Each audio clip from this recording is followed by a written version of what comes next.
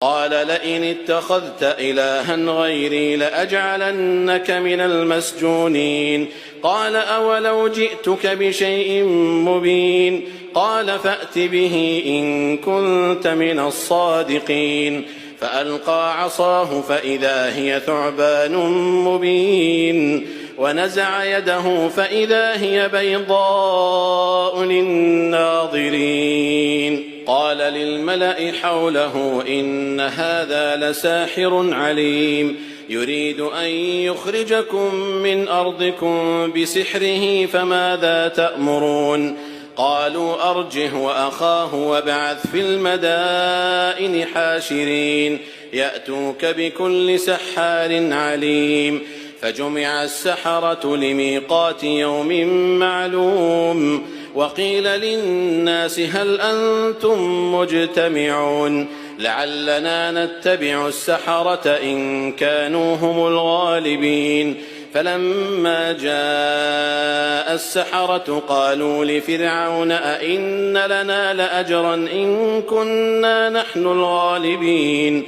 قال نعم وإنكم إذا لمن المقربين قال لهم موسى ألقوا ما أنتم ملقون فألقوا حبالهم وعصيهم وقالوا بعزة فرعون إنا لنحن الغالبون فألقى موسى عصاه فإذا هي تلقف ما يأفكون فألقي السحرة ساجدين قالوا آمنا برب العالمين رب موسى وهارون قال آمنتم له قبل أن آذن لكم إنه لكبيركم الذي علمكم السحر فلسوف تعلمون لأقطعن أيديكم وأرجلكم من خلاف ولأصلبنكم أجمعين قالوا لا ضير إنا إلى ربنا منقلبون إنا نطمع أن يغفر لنا ربنا خطايانا أن كنا أول المؤمنين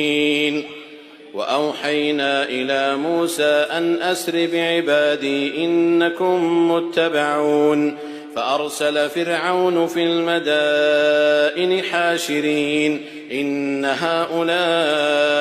لشرذمة قليلون وإنهم لنا لغائظون وإنا لجميع حاذرون فأخرجناهم من جنات